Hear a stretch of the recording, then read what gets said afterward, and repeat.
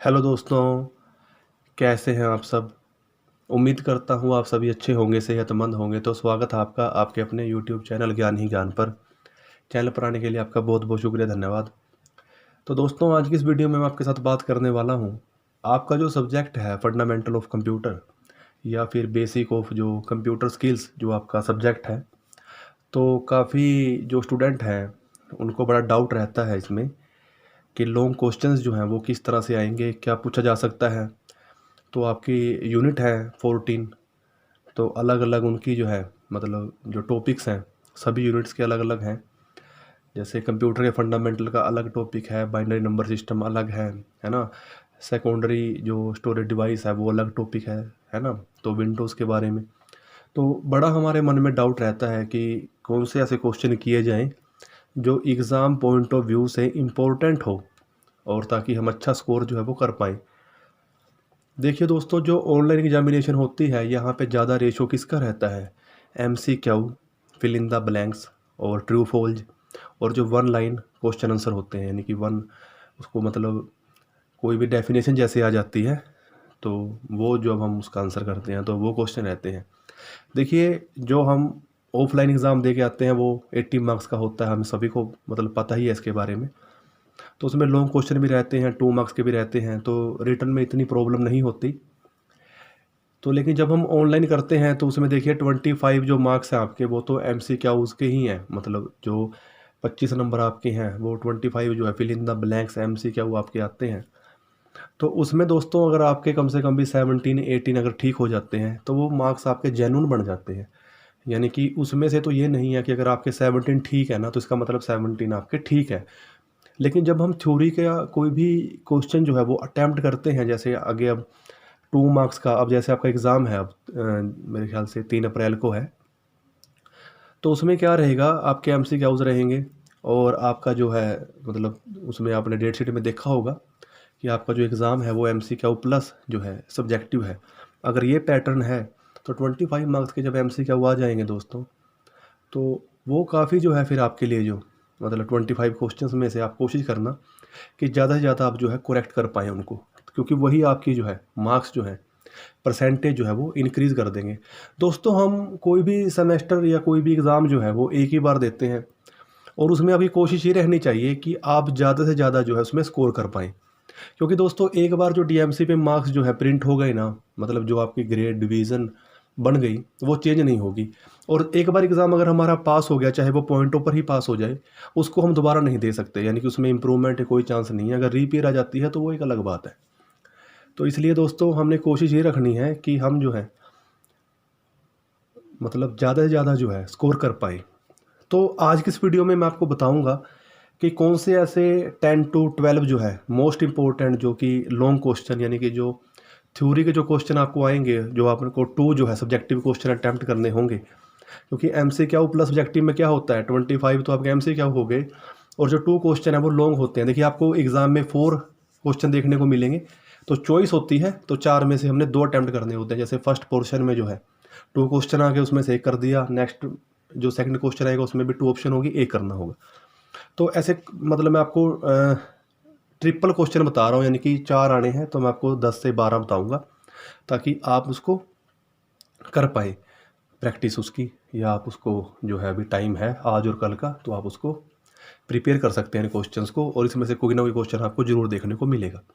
और दोस्तों दूसरी बात मैं ये बता दूं कि मैंने MCQ जितने भी हैं आपका सिलेबस को मतलब देखते हुए आपके सिलेबस को एनालिसिस किया है, तो उसके अकॉर्डिंग मैंने जो है आपकी बुक से भी, और जितने भी मतलब शॉर्टकट कीज़ हैं, फुल फॉर्म से इंपॉर्टेंट जितने भी ट्रू फॉल्स हैं, जितने भी क्वेश्चन बन सकते हैं MCQ में, उसकी एक PDF मैंने मतलब बना दी है।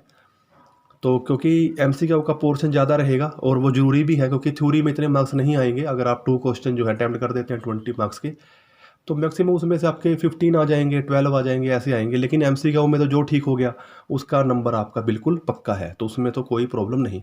तो मैंने PDF बना दी है दोस्तों। इस PDF के बहुत मिनिमम चार्जेज जो हैं वो आपसे लिए जाएंगे, क्योंकि फ्री कुछ नहीं मिलेगा दोस्तों। क्योंकि अगर फ्री कोई भी चीज़ हमें मिलती है तो हम उसकी कदर नहीं करते, और एक पर्सन जो है उस पर अपने 4-5 घंटे जो है अपने ख़राब करता है, मेहनत करता है।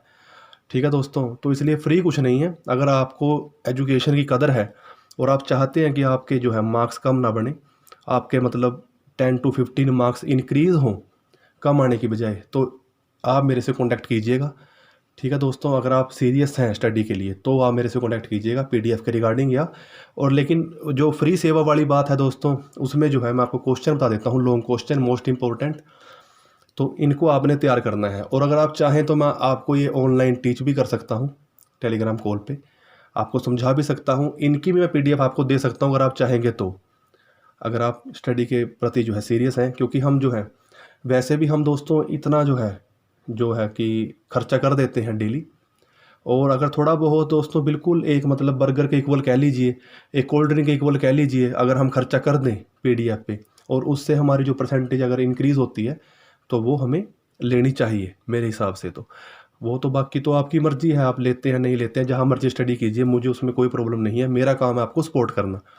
तो जो भी स्टूडेंट जो इंटरेस्टेड है तो वो मेरे से कॉन्टैक्ट कर सकता है, तो मैं उसको बहुत ही कम चार्जेस में जो है पीडीएफ प्रोवाइड करवा दूंगा। क्योंकि दोस्तों आप अपनी लाइफ में यही असूल बनाना, क्योंकि जब भी आप कहीं भी काम करें, कुछ भी काम करें दोस्तों, चाहे उसकी आप मतलब बिल्कुल मिनिमम से मिनिमम चार्जेज ले लें, लेकिन ना तो कभी लाइफ में आप किसी को फ्री कुछ देना और ना ही कुछ फ्री लेना।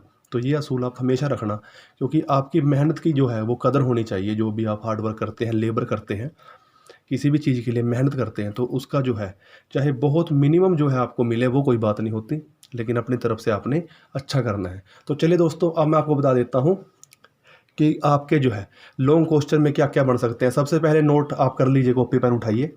सबसे पहले आपको क्वेश्चन आ जाएगा characteristics and generation of computers. तो ये क्वेश्चन आपको देखने को मिलेगा, हो सकता है ये 5 मार्क्स में पार्ट में बन जाए। जैसे करैक्टरिस्टिक्स ऑफ कंप्यूटर आ गया एक क्वेश्चन, और एक क्वेश्चन आ गया जनरेशन ऑफ कंप्यूटर, और दूसरा क्वेश्चन है ब्लॉक डायग्राम ऑफ कंप्यूटर। तो ये 3 क्वेश्चन तो आपको करने ही करने हैं।